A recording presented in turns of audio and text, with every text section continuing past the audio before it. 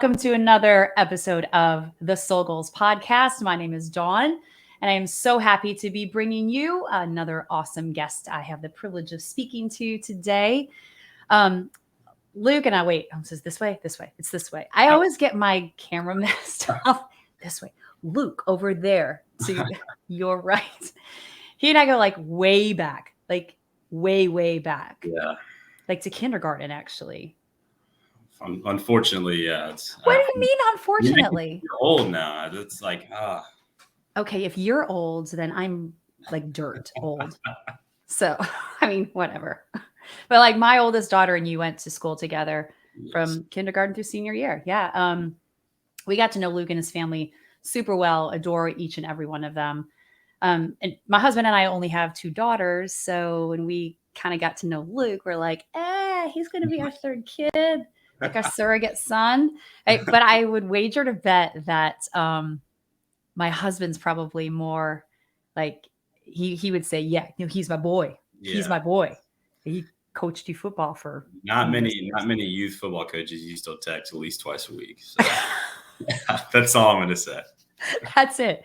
You guys would text. Yeah. And you're still texting each other, which I think is amazing. And I have no idea what that's all about. I don't I don't need to know what that is. Right. You're a 20-year-old college dude. I don't need to know what that is, but all right. Without further jibber jabber on my part, I'd like to introduce to the group one of the most inspiring young men at the ripe old age of 20. Right? 20. Yes. Yay. I'm so glad you're here today. I'm so glad that you are that you agreed to talk to me and give your story. How's your week been? Good. I'm pretty busy, but I'm happy to be here, honored to be on this podcast. So I'm excited. Oh, I'm excited too. Yeah. Imagine, and I'm just going to jump right in because with us being close to you for all of those years, I mean, I know you're super tight with all your family members as well, but I imagine all of our shock when you were just getting ready to turn 16 and you were diagnosed with testicular cancer, like something that's super rare for somebody your age and an active, no issues, no precursors, no nothing. Most people don't associate cancer with a healthy adolescent teenage boy who's playing basketball, who's active, who's going out, getting ready to get your license. I mean, yeah. When did you first know that something was wrong? What was the first thing that came up for you? Like weird, but I was like going to the bathroom, like normal occurrence. And I was like going and I was like, that I felt a little bump down there and I was like, that doesn't feel right. Yeah. And so like I kind of did a little research on my own for a day or two and I was like, could just be a cyst. I was like, says it'll go away in a few days. So I really didn't think much of it. And then I eventually got to the point, it was like a week went by and I was like, all right. I was on the way to school with Mom and I was like, I don't know how to put this in a like delicate manner, but I pretty much told her, I was like, there's a bump down there. I don't know what it is, what it's about. And then we kind of went from there. So you're in the car with your mom, your 15-year-old boy, something's up with like your private area. And she automatically thinks the worst too. Not I don't know any mom that doesn't. Yeah, no, she chewed me out for a minute. Oh, so what was her after she chewed you out? Because that's what moms do. Because I'm going to give her a pass because that's in our handbook, right? Mm-hmm. What was the next thing that you did? I mean, we booked an appointment with our family doctor in Old Hickory, and I went there before school, and he was like, "Yeah, you could have a strain or something like that." And they gave me, I forgot what medicine they made me take, but I took that for like a week, and then he said it should go away, and I was just like, "All right," I brushed it off to the side. And then I woke up on a week and a half later, like on a Sunday morning, and I was like aching. I was hurting, and I couldn't get out of bed. I was hurting, and I was called Mom up, and I was like, I've got to do something. Like I can't. So we booked an appointment. I think the ultrasound was first. I think that's what we did first. Once So I mean, did cancer cross your mind? no, not even a little bit, because I mean, you see those commercials growing up, like of the kids with cancer Hmm. thing. And I think for someone, especially like me, like it just like that thought doesn't even cross your head. Like it's one of those things you're just like, you don't just look at it and brush off, but it's, you know what I mean? It's like, it's not even in here. Like I wasn't even thinking that. Like Yeah. Yeah. I didn't even know when we went to our first appointment, that's what we were going for until we got there. Okay. So you didn't know. Did your family know, or did your doctor suspect it? I think my mom and my aunt knew. So yeah. Okay. So they suspected it. Yeah, but they didn't. I don't think they wanted to tell me Right. because I That's was understandable so young, and um, because you were 15. yeah, I didn't think they wanted my anxiety to get the best of me there. Yeah. So things moved really fast for you, obviously. Incredibly, yeah. I mean, once you became diagnosed, like, what were some of those feelings? What are some of the things that you went through over those first few weeks? I mean, you had so much going on. You Um, had, I mean, yeah. port placement for treatment, blood work, tests upon tests. I mean, deciding to shave your head. I mean, so many things that I remember went on in this very short period of time. Yeah. Well, what a lot of people don't know is it was the first time they found the tumor and I got it removed, Mhm. and I was good for like I think it was a month or two. And so like that, the initial reading was it was shocking, but then I had Yeah. surgery to get it removed. And then I was like, they were like, you're good. And I was like, okay. Like I did, it's kind of one of those things like freak Yeah. things, and brushed it off, kept playing basketball. And that was going to be a big summer for me, recruiting wise. That was Mhm. kind of when I finally started getting some looks that I wanted, and had some stuff I wanted to do that summer in terms of going to play in some big time tournaments, and routine checkup. Went and got scanned, did blood work, and went back to school. Didn't think anything of it, and I get a call, or I come home. My mom's waiting on me, and she tells me that they found a tumor in my abdomen, So and like in your lymph area, in your like abdomen. an enlarged lymph node, Okay. and And yeah. they were concerned about that at that point. I think that point they knew. Okay. They So that's when I was putting the car before the horse there. That's when everything started picking up That's for what you. I'm talking about. Yeah. Shot downhill. So Yeah. So talk to me about that doctor's appointment where you had to go in and they told you, this is happening. This is what we're going to have to do. This is a direction we're going to go in. the when we after we got the call and we went in, Yes. Yeah. I think I was still a little bit in shock. Um, we had a great medical team with us at Vandy. They were Mhm. great. They were awesome. So they knew how to deal with it. I mean, they're very professional. So I mean, that's what they do for a living. So, Yeah. but both my parents were pretty emotional, so they kind of just zero in on me, and kind of because I never really showed too much emotion during that time because I was still like, this is like a dream. Like I'm like, what is it? And my body felt so like it was so light. I was like, this didn't feel real. Mhm. But well, they talked to me and said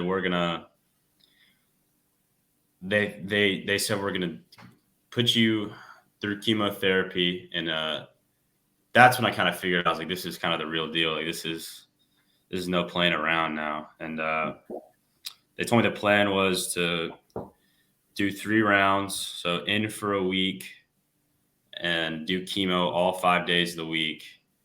And then for the next 2 weeks, I'd come in once a week and do chemotherapy for like 2 or 3 hours, Okay.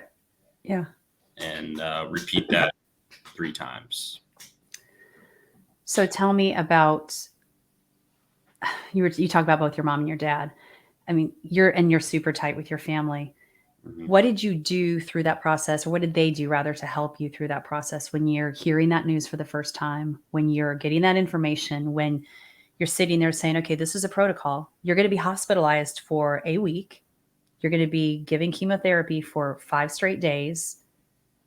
And you had just turned 16 years old. Yeah. They were always there, always around. Even then, sometimes when I didn't want them to be, they were still always there. I mean, that hospital room always had somebody in it, you know. Yeah. But no, they were great. Especially, I mean, not knowing what to do because this is something you're not supposed to be prepared for. Right. So it's no, it was definitely an experience. I mean, they were, like I said, there was always somebody staying with me. I Mhm. constantly had at least two people in the room with me at all times. But That's huge. yeah, That's huge because that speaks testaments to the support system that you had around you. That's hmm amazing. Yeah. I would assume that helped you on all the levels, mentally, emotionally, physically. yeah, it definitely did. I mean, because I mean those the times in the room in the hospital room for those 5 days. I mean, to this day, those were the longest days of my life Mm, because you're not sleeping. Because I mean, they're flushing you with chemo, and the whole point is to get it in and get it out. So they're flushing me with water. So I'm constantly getting up, going to the bathroom. mm. Even then, you can't sleep. So I mean, just having somebody with you the whole time is great. Keep you company and be with you. But Yeah. I mean, yeah, those were some long days just watching the What clock. did you, what'd you do to pass that time? Many visitors, and then I mean, I would try to sleep. Never really Yeah. worked out. Play some video games when I was Okay. that age. I mean, that's pretty much it for the most part. I mean, you're laying back on your back and just looking up at the ceiling. I mean, Yeah, and you were at Vanderbilt Children's oh, Hospital, right, in Nashville, mhm. and you said they were a great medical team. How did you it's obviously it's not home, right? Yeah, It's not your home bed, it's not your home space, but tell me a little bit about your interaction with the medical staff. How were they with you? they were awesome. We had a team of nurses who would come in every day, every couple hours, and I mean, you're eventually going to get to know them when you see them every 2 hours. But Do you I mean, still talk to any of them? uh, I'm not sure if we do. I mean, when I go back, I see them. Yeah, So when we go back there for tests and stuff, we see them still. But yeah, it's no, they were great. They definitely made it a lot easier than I thought it was going to be. So they were yeah. awesome. You said those were some really long days, obviously. What was one of the lowest points for you when you were there? Or maybe I should say describe a day. Um, you're constantly like awake, and I'm like I know that was my big thing is like I couldn't sleep. I would take melatonin. I would take whatever just to knock me out and let me get at least, I mean, 10 minutes of sleep would have been nice. But because you're constantly, I mean, it's flushing in and out. I can't go to bed. Like I can feel, but that, it's kind of like when you get sick, like with a cold, you wake up from sleeping and you feel awful because Mhm, you get like sick while you sleep. You know what I mhm, mean? It's one of those deals. So my big thing was I was awake the whole time so I could physically feel my body getting worse. Like I could just in slow increments, just all the while being awake, I could just feel it. And I was like, that's when it got bad. And I was like, because the first couple days were fine. And like the first couple weeks were okay. They weren't perfect, but like the second time I went in, I was like, I can feel like this is where it gets serious. yeah, And I was like struggling bad. I was throwing up constantly. And then I remember I had to go to the bathroom and I like trying to get out of bed and I like put both my feet on the ground and I couldn't push up to stand up on my own. And I was like, I kept trying and like I eventually like was falling up, like trying to get up and falling over. And I was like that when you need help to just stand and do humanly activities like normal. I mean, that's when I was like, I mean, this is no joke. I couldn't even like barely hold my head up, all that kind of Mm, stuff. So that was probably the worst day. That was when that all kind of hits you. yeah. And what do you do mentally at that point? I mean, 'cause Uh, I would imagine it would be super easy to just say, to just to go down a spiral. yeah, it does. It's you definitely my mental health at that time definitely wasn't at the best. It Mm, should have been. So it's one of those things like you're like, why is this happening to me? yeah. Like it's what did I do that was so wrong that this is brought upon me? And you get I know I hit the point where my faith kind of wavered a little bit. I definitely was mad Yeah. and thought God was punishing me for something. And I don't know. I It was a very humbling experience. Very humbling. Yeah.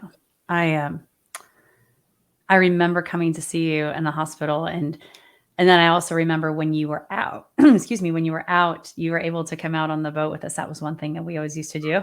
We Mm, got on the lake, we tried to pull your arms off of your torso by tubing you around as fast as possible. that's Yeah. still scarred from those memories. You're scarred. Forget the cancer. You're scarred from tubing with us. Yeah. Yeah, But I remember walking in and looking at you and going, I can't, the same kind of thoughts for me. And I imagine that everybody that walked through that knew and loved you were like, why is this happening to him as well? yeah. It was a culture shock, definitely. And I mean, everybody knew me before that, so I mean, I was some little 6'2", 140-pound kid, and in the span of, I mean, maybe 2 months, I got up to, I think, I think I got up to about 220. Dang. Okay. From what? What were you? It was about, I was like, I mean, at that time, I was probably like 160. I think I was 160, 165 when I first went in. Because I was skinny. I was a little wiry kid. Yeah, no, I do remember that. But like you gained to over 200. Yeah, well over. Because that my biggest thing, I was already skinny going in. And so their biggest thing was we don't want him to lose any more weight. Right. We Okay. don't Yeah. want him to get to that point. So they put me on a steroid. And I mean, that I shot up and got real puffy in a span of 2 weeks. I mean, 2 to 3 weeks. I'm putting on weight and putting That's on so weight. fast. And Yeah. for me, I was like, my goal all my life was to put on weight for basketball. I was like, this is perfect. Like I'm putting some weight on. But then it gets to the point where I'm just like, my face is so. There's a picture I always show my buddies, but like that's where I'm smiling. But like my face is so like big, and it's like Mm. see my eyes are not. You can't even see my eyes, and my mouth's like just it was unlike anything I've ever seen. How did, when you look at yourself in the mirror when that was happening? I mean, you talked just a little bit ago about your faith wavering. Yeah, I would imagine that that would be another whoa kind of moment. And yeah. I mean, it's definitely it got to the point where like I mean we would obviously they some people in the community like we would have like someone do like a mass in honor of me or something else like that, and then I got to the point where I was like, man, I don't even want to go to this. Like this is like I'm like the big guy and I got some struggles going on right now. Like this is yeah, to the point where I'm like this is stupid. Like I'm pissed off and yeah, I don't want to do this right now. And we had like our priest came to visit me in the hospital, talk to me about how God is going to save me and how God puts His strongest warriors through the toughest battles. And I was like, this is. And I remember at the time thinking, I'm like, this is a load of crap. Like, yeah. I don't buy that. Yeah. I'm not drinking the Kool Aid. But I mean, it was one of those deals. And I think it took that experience to help me grow stronger in that Mhm. faith. And once it was all over, it definitely helped me. When do you think that switched for you? 'Cause I mean, and as you've explained, you've had multiple moments of going in and out of that, Mhm. "Why me? Why is this happening? What the hell? This isn't I don't like this. This isn't what did I do to deserve this?" All of those things. When did it switch for you to go, "Okay, I'm Yeah. gonna lean in and I'm gonna trust and I'm going to get in line with what I knew I need." Yeah, I think I've had a few of those. Okay. Like, What's your kind most of memorable one? when I talked about it waiver. I mean, the initial response of the day I was cancer free, that's Oh, first day you're like, all right, I'm back in. Like he's protecting me. Like this is his plan, and I'm gonna stick to it. And then your faith wavers. I finally get kind of back healthy. I'm getting back in the swing of basketball, and I'm my thing. The biggest thing for me was I felt like I'd lost my identity. Like I don't.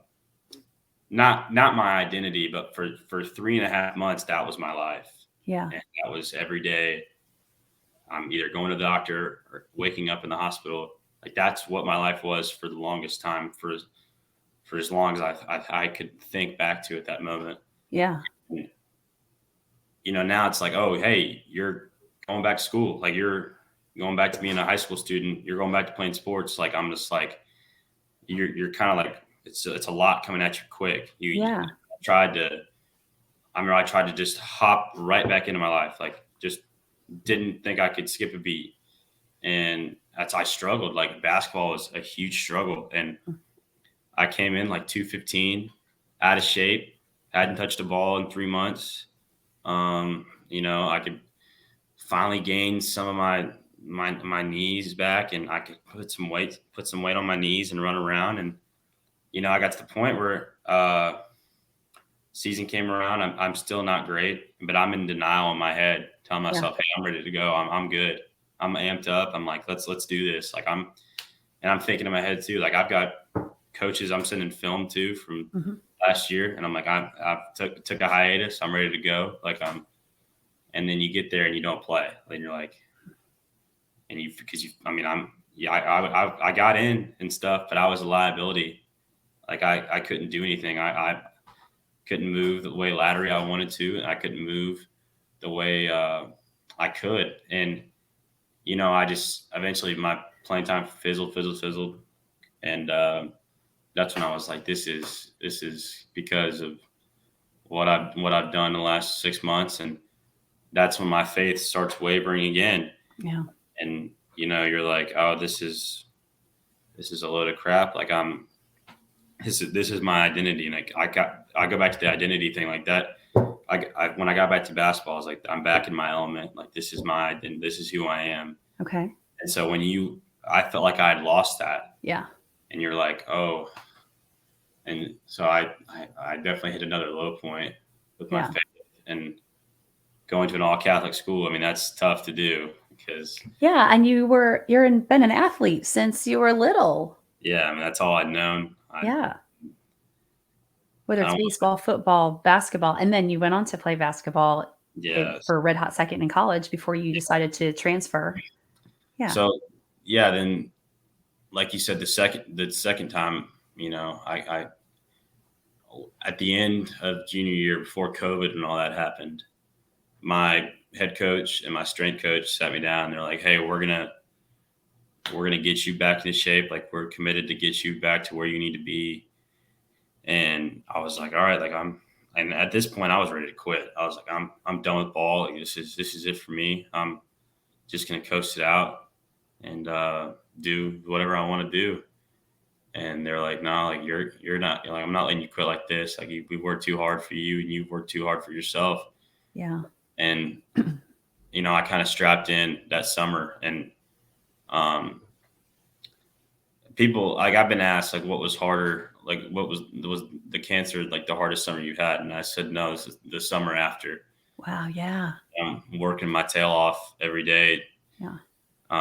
multiple workouts, getting back into shape, and I finally dropped down to back to 185, and I came in because of COVID, we can't see anybody, like you're by yourself. So I was doing Yeah. this with my dad every day.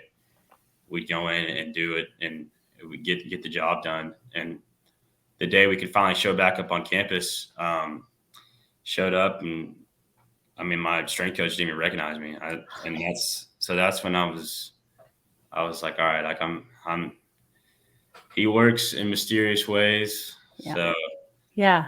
so it's kind of made me stable. And I think that definitely shaped out who I am today. Well, it shows you just how resilient you are, Hmm. and what you're capable of. I mean, Hmm. your body went from one thing to another thing to another thing, Yeah.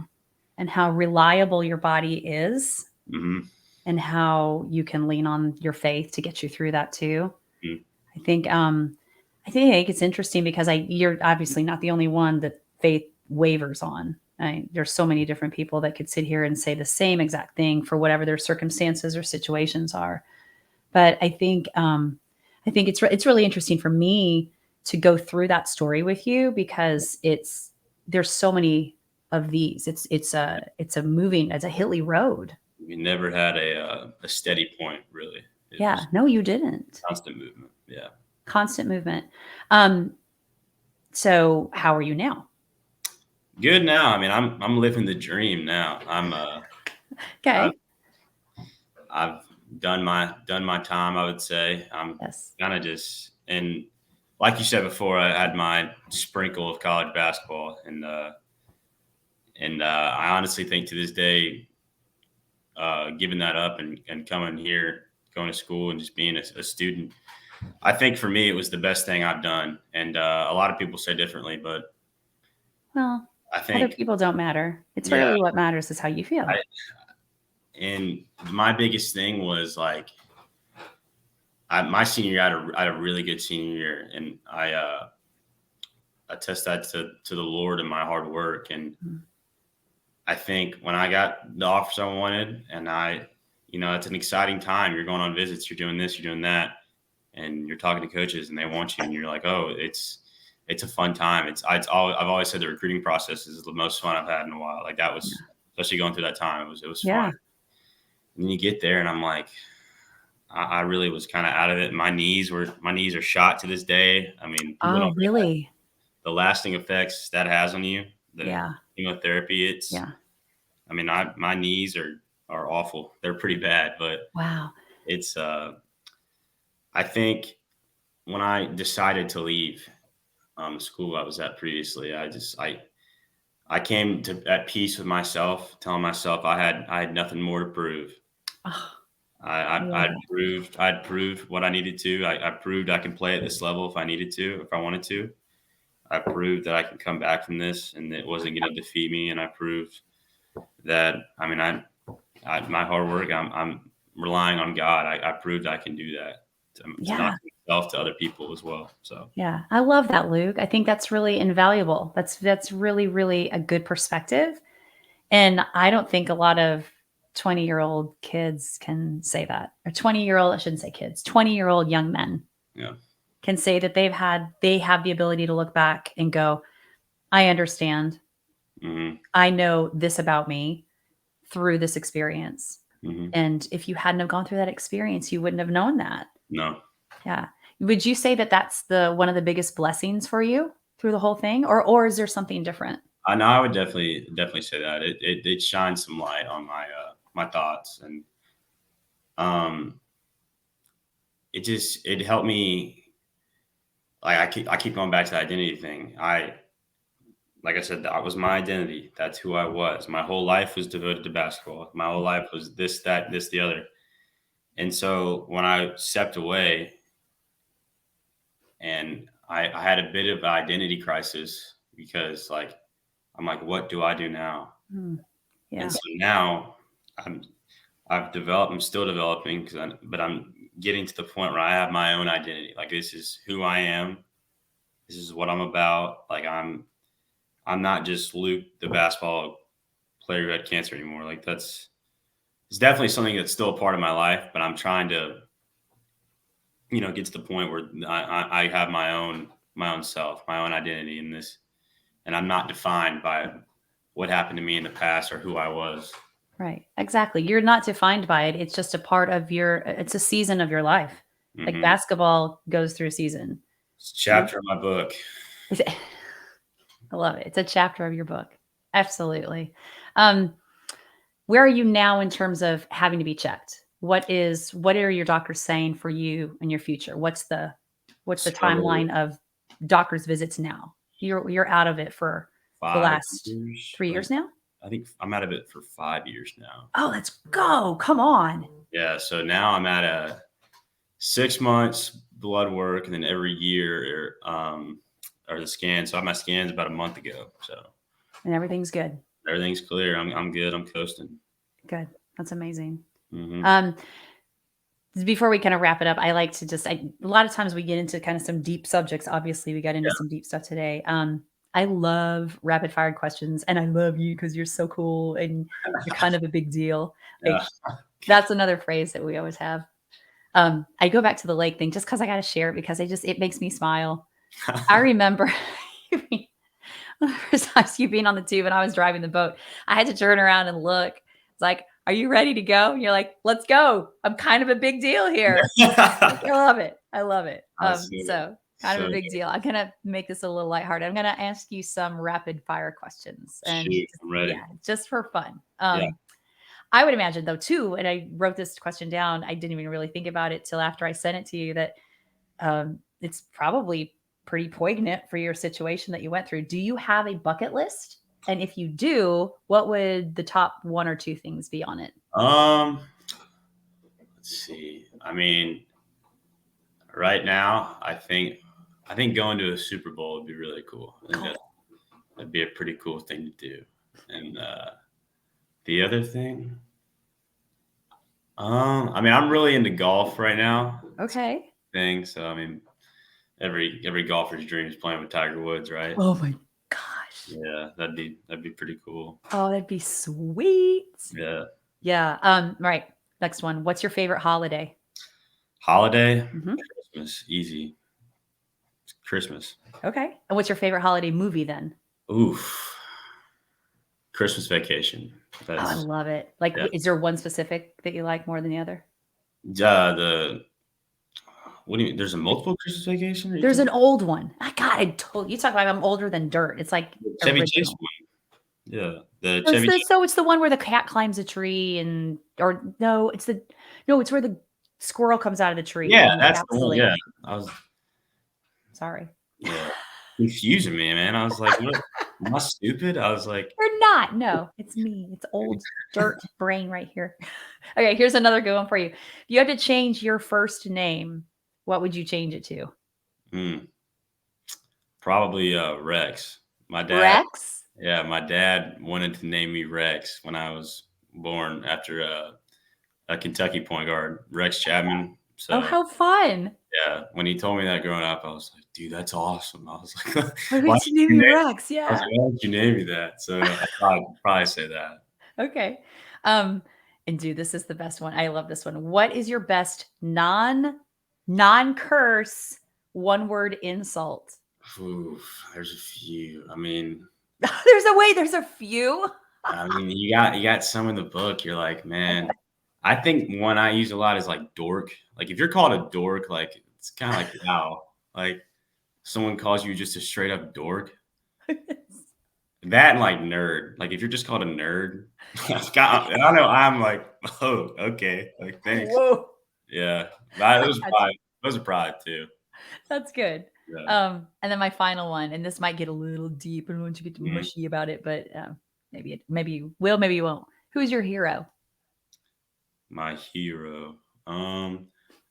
Aside from like the obvious answer of like my dad or my grandpa, those two guys, I would definitely say probably Pat Cunningham. Probably so. Oh Yeah. my gosh. Are you I mean, serious? yeah, definitely. Oh, Pat Cunningham that's my husband. I can't wait to play this for him. Uh, Definitely He'll been cry. a huge father figure in my life for me, and Oh, been oh. a huge Well, part of. yeah, he loves you. I know he adores you, and I know that you guys have y'all are tight too. Yeah, Ooh, yeah, pretty son funny. that we didn't have. He's like the Godfather. Yeah. All right. Well, Luke, I love talking to you anytime. You can look, and you can call me a dork anytime too. I don't care. I'll just let it roll off my back. It's okay. And you can also say, I'm kind of a big deal anytime you use this I word. still say that to this day. I mean, Do you really? it's my, hey, I took it from Anchorman and I'm still using it. So It's great. yeah, I think it should be your trademark. I should look into that. Yeah. Let's look into that for the next time we talk. All right. Thank you so much, Luke, for being a part of my day. Love you. Appreciate you. Thank you for being vulnerable. Yes, ma'am. All Love you. right. See you. Have a great one, guys.